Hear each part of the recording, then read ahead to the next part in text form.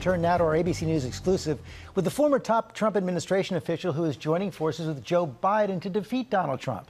Miles Taylor was chief of staff at the Department of Homeland Security. He now describes Trump's presidency as, quote, terrifying and damaging to national security.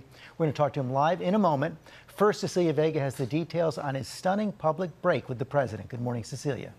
Stunning is right. Good morning, George. Many other former senior officials have gone public with their concerns about President Trump's fitness for office, but this is the highest-ranking former member of the administration to break ranks and endorse Joe Biden.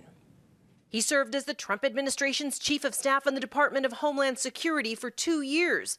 And in this video released by Republican voters against Trump, Miles Taylor says what he witnessed at the White House was terrifying. The president wanted to exploit the Department of Homeland Security for his own political purposes. He says President Trump wanted to restart his family separation policy at the border. He said he wanted to go further and have a deliberate policy of ripping children away from their parents to show those parents that they shouldn't come to the border in the first place. And during those California wildfires, Taylor says the president told FEMA to cut off federal money to the state. He told us to stop giving money to people whose houses had burned down from a wildfire because he was so rageful that people in the state of California didn't support him. The White House quick to fire back, calling Taylor another creature of the D.C. swamp who clearly just wants to cash in. And from the president's son-in-law, look, Miles was a nice kid. Clearly, he wasn't up to the task. Taylor, a lifelong Republican, had some choice words of his own, calling the president unfocused and undisciplined, saying he often wanted to do things that were illegal. And in a Washington Post op-ed, Taylor said, quote, I can attest that the country is less secure as a direct result of the president's actions. And Taylor also says the president bungled the coronavirus response with his, quote, cavalier disregard for the seriousness of the threat. He says top officials have been regularly diverted from important work to chase, quote, absurd executive requests, George. Okay, Cecilia, thanks very much. Let's bring in Miles Taylor right now. Miles, thank you for joining us this morning. Let's start out with those criticisms from the White House. Two criticisms, basically. One, you're trying to cash in on your public service. And number two, Jared Kushner is basically suggesting that you were fired. What's your response? So, George, first and foremost, thanks for having me this morning. Look, I'll say this. As far as cashing in goes, in Donald Trump's Washington, there's no doubt that doing this is going to be tough for me reputationally, professionally, and it's certainly going to take a hit at my pocketbook. This has nothing whatsoever to do about money. This has to do about being honest about the president and putting country before party. As far as Jared goes, look, he and I got along quite well during the administration. My point here is not to slander anyone else that served under the president. My focus is on the character of the president himself, which is what this election is going to be about. What were the circumstances of you leaving the administration? Yeah, so I left the administration on my own terms, and I'll be really frank with you about this, George. I left the administration because I got to a point where saying no was no longer enough. We were constantly in a position with the president where it's not that he would just tell us to do things that we would say are inappropriate, unethical, or illegal. It's that he would continue to consistently tell us to do those same things. That was an enormous frustration. And when I realized we weren't going to be able to pull him back from some of these impulses, it meant it was time to go. So I left on my own volition. And look, I'll say this, the administration offered up a number of jobs that in any other administration would have been dream jobs for me. But at that point, I was done, and I needed to leave. Well, what do you say to those who say you should have left earlier? You were part of the family separation policy, which you now decry. You actually publicly defended it sometimes. Some progressives are saying right now, you know, it's not good enough. You should have realized sooner that this was not something that could be saved. Yeah, look, I'm glad you brought up family separation. That was actually a policy that was developed before I took on my role as deputy chief of staff in the department, before becoming chief of staff.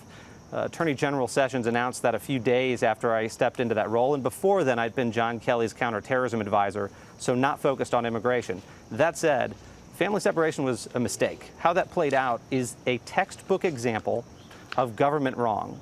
Government gone wrong, and a textbook example of how this president has created an environment where bad policy decisions get made. Now, fortunately, a few months into that, when we realized this was the train wreck that Secretary Nielsen had said behind the scenes, this is going to be a train wreck, we got the White House to issue an executive order to put an end to the policy. But here's the bigger concern, George.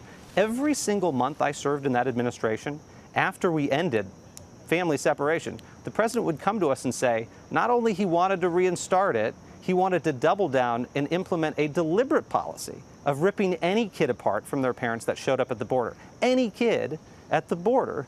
That was stunning to me. I mean, frankly, it was one of the most disheartening and disgusting things I've ever experienced in public service, and that significantly contributed to me wanting to leave this administration. You also said the president wanted to withhold FEMA disaster aid from California during the wildfires. What fires are you talking about there? What happened with the aid? How is it communicated that it should be withheld? George, I wish I could tell you this was a one-time thing. In fact, it's not lost to me that today we're talking about California wildfires, because the first time we went through this was in 2018.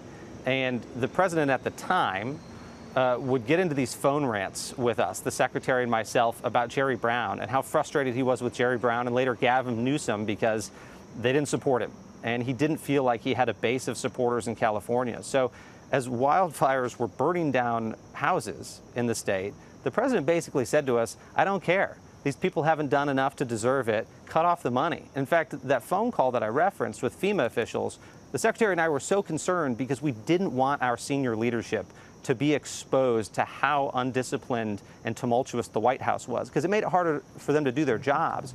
So after that call, FEMA officials said, what do we do? The president has just told us to cut off money to people whose homes are burning down. Our answer was, we're not going to do it. Don't worry, we'll go back to the president. But then, George, months after it, again in January 2019, the president said he wanted to do it. And again, I think subsequently, he tweeted about doing it. Fortunately, it never happened. FEMA didn't follow through on it because I think they ultimately determined from the lawyers that a tweet wasn't an official order. But this is what we're talking about here, having to play whack-a-mole with bad presidential decisions rather than just doing the work of governing. Do you expect more of your former colleagues to speak out now as we head into the final days of this campaign? So I can't get into too much detail on it, George, but I'm going to tell you this. The president hasn't heard the last of us. In fact, me speaking out yesterday, you could think of it as an opening salvo. And I'm not going to mention any other names yet, but the president can expect that in the coming weeks and months leading up to the election, he is going to hear from more people that served in his administration, and he is going to hear more of them gave the same testimonies that I gave, which is that he's ill-equipped to hold the office that he has, and that a second term would be more dangerous than a first term. You'll hear that soon. Miles Taylor, thanks very much. Well, hey there, GMA fans. Robin Roberts here. Thanks for checking out our YouTube channel. Lots of great stuff here. So go on, click the subscribe button right over here to get more of awesome videos and content from GMA every day, anytime. We thank you for watching, and we'll see you in the morning on GMA.